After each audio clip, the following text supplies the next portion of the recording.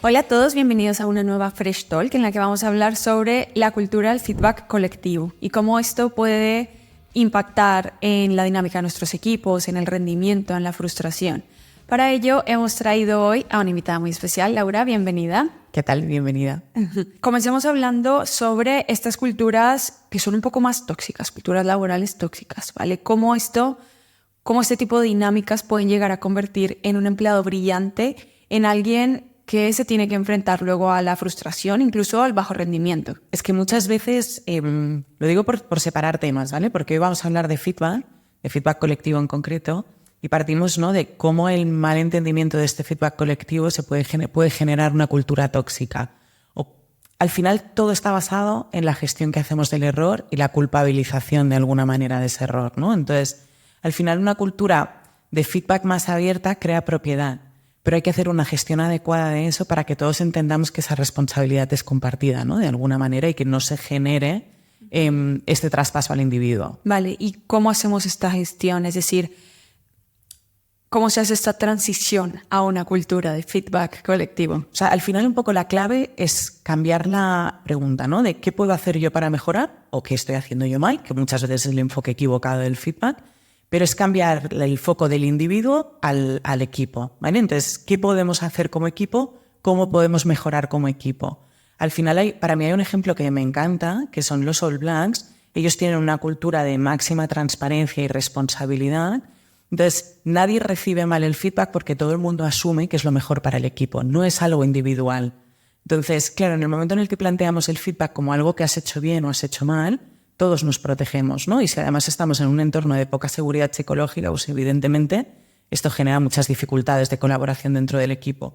Pero cuando todos asumimos que la calidad del equipo pasa por compartir un feedback transparente y colectivo, sabemos que todos somos responsables últimos de esa calidad al final, ¿no? Ahora, vamos a centrarnos en reuniones individuales, ¿vale? Aquí tenemos una pequeña guerra entre performance review, one-to-one, evolución del desarrollo. ¿Cómo utilizarlas? ¿Cómo esto nos ayuda a crear y a fomentar esta cultura del feedback? ¿Y cómo podemos sacarle muchísimo más provecho de lo que estamos haciendo hasta ahora? Bueno, al final el feedback hay que normalizarlo mucho más. Entonces, si tú estás acostumbrado únicamente a tener una conversación al año donde eres prácticamente evaluado, ¿no?, es como que pones muchísima carga emocional en esa conversación.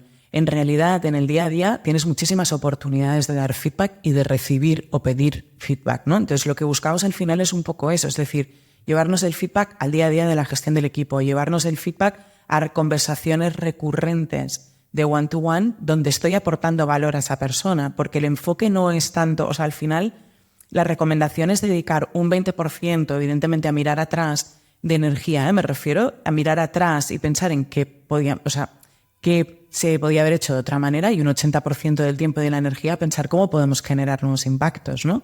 Entonces, cuando te llevas el feedback a conversaciones recurrentes, a distintos espacios, a distinta direccionalidad, que no es solo del manager al individuo, y además lo haces con esta perspectiva de cómo podemos mejorar como equipo, cambia completamente el paradigma al final. Justo te iba a preguntar eso, y es, siempre hablamos de dar feedback, nunca hablamos de pedirlo. Y al final el feedback es una conversación, y como es una conversación tiene que haber dos personas activas participando. Claro. Entonces parte de la cultura del feedback también es fomentar, pedir feedback. Y dar ejemplo al final. Si yo como manager estoy tratando de potenciar dentro del equipo que haya una cultura de feedback colectivo, es decir, te pongo un ejemplo, yo veo el resultado de la calidad de algo que ha preparado alguien del equipo. Si la calidad no está al nivel de lo que queremos entregar, para mí la persona responsable última no es solo esa persona, sino es todo el equipo que ha estado viendo y acompañando ese proceso y nadie ha levantado la mano, ¿no? O nadie ha aportado valor a lo largo del camino. Pues esa responsabilidad compartida implica al manager también. Si yo nunca doy ejemplo, nunca pido feedback y nunca me expongo en ese sentido, no puedo pedirle al equipo realmente que lo haga, ¿no? Porque todo el mundo se autoprotege de forma natural. Feedback colectivo, responsabilidad compartida y aprendizaje colectivo. Exacto. Vamos a hablar un poco de ejemplos, ¿vale? De cosas que vemos con nuestros partners en el día a día.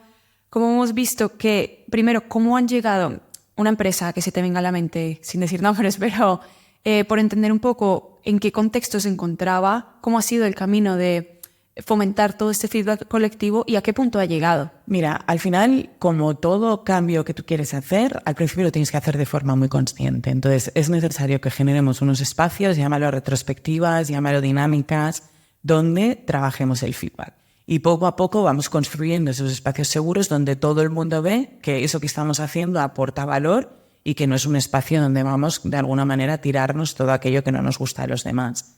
Para esto es clave que todo el equipo esté formado. Es decir, si solo formamos a los managers en cómo dar feedback, no podemos pretender que todo el equipo dé feedback de calidad entre ellos, ¿no? Entonces es clave formar al equipo, es clave de forma estructurada dar los recursos y los espacios necesarios para que se generen esas conversaciones de feedback y es necesario que luego sucedan cosas con eso. Es decir, tenemos que ser consecuentes y accionar cosas. Igual que cuando haces una retrospectiva de un proyecto y salen X iniciativas, ¿no? Hay una dinámica, por ejemplo, que yo recomiendo mucho a los equipos, que a mí me gusta muchísimo, que es, vale, vamos a sentarnos como equipo y vamos a pensar un poco en perspectiva a la estrategia que tenemos, a los objetivos que tenemos, todo lo que podría salir fatal. O sea, ¿qué es lo que peor que podría pasar? Y qué es, o sea, vamos a ponernos, ¿no?, incluso cómicos, de exagerados. Y entonces vamos a listar todas las cosas que tendríamos que hacer para llegar a ese resultado tan catastrófico, ¿no? Una vez tenemos eso, vamos a pensar si hay algo de lo que estamos haciendo a día de hoy que remotamente se asemeja a esos comportamientos que nos llevarían a ese resultado catastrófico, ¿no? Y entonces de ahí ya vamos identificando posibles mejoras en equipo. Y entonces, de nuevo, centramos el 80% de la energía en pensar cómo podemos de alguna manera pues, prevenir, avanzarnos a o cambiar determinados comportamientos que pueden estar siendo contraproducentes y que si los replicamos mucho nos llevarían a ese escenario tan dramático, tan exagerado que hemos pintado, ¿no? Y es un ejercicio muy bueno porque le quitas, ¿sabes? Le quitas un poco carga emocional al asunto, la verdad. Al principio has hablado de algo que es clave y es feedback de calidad, feedback efectivo. No es algo que nos deberíamos tomar a ligera, no es dar una opinión. Hay una fórmula que le da un poco de estructura y hace que nos lo tomemos como un tema mucho más serio. Háblanos de esta fórmula. Sí, o sea, nosotros utilizamos mucho SBI. Porque, o sea, no porque la metodología tenga que pasar por encima de la conversación, ¿no? Pero sí que te ayuda a estructurar el cómo enfocas ese feedback. Entonces, SBI, que es situación, está en inglés, SCI en castellano, situación, comportamiento, impacto, ¿vale? Y sobre todo, de nuevo, o sea, enfocar la energía en cómo podemos generar nuevos impactos. Si yo me voy a la situación y me voy al comportamiento, no es algo que tú eres, es algo que hemos hecho, ¿vale? Es algo que se ha hecho. Y el comportamiento lo puedes cambiar. El cómo tú eres, no. Y sobre el cómo tú eres, sobre esos atributos, sobre esos adjetivos, además podemos estar entendiendo, interpretando cosas completamente distintas. El comportamiento es un hecho que ambos podemos definir si se alinea y nos lleva a generar el impacto que queremos generar o no.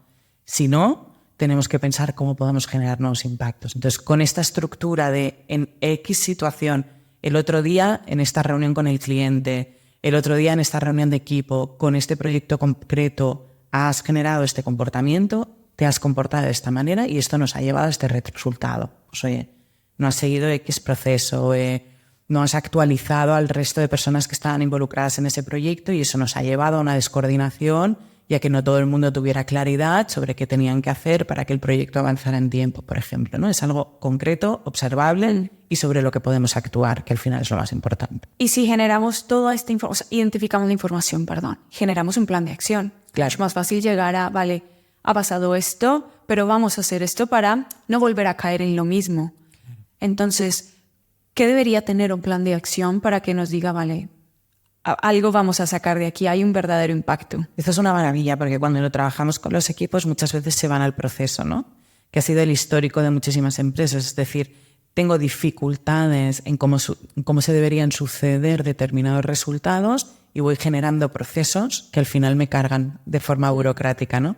Aquí nosotros lo que recomendamos es el plan de acciones, actuamos sobre el comportamiento, es decir, cómo me tengo que comportar, cómo vamos a practicar este otro comportamiento para conseguir llegar a este otro resultado o a este otro impacto, ¿no? Entonces, sobre priorizar un tipo de comportamiento y el cómo lo vamos a aplicar, cuál va a ser nuestro entorno de prácticas, es un plan de acción perfecto o es un pacto perfecto del que tú puedes salir de un one-to-one con una persona del equipo, por ejemplo. Laura, vamos a cerrar con broche de oro.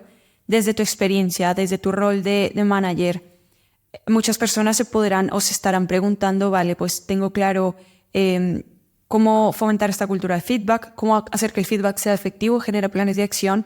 Ahora, ¿cómo puedo compartir feedback a personas que tienen diferente nivel de desarrollo? Que creo que puede ser un reto. Al final depende un poco de las expectativas. Y muchas veces lo que más nos encontramos en los equipos es que le estamos diciendo a los managers, tenéis que dar feedback, pero no saben sobre qué dar feedback. No tienen un marco de referencia. Entonces, algo tan sencillo como bajar pues, las distintas habilidades o los distintos comportamientos a niveles de seniority de forma sencilla, pero que te permita saber de una persona junior qué tipo de comportamientos debería estar observando para conseguir los resultados que están dentro de su scope, ¿no?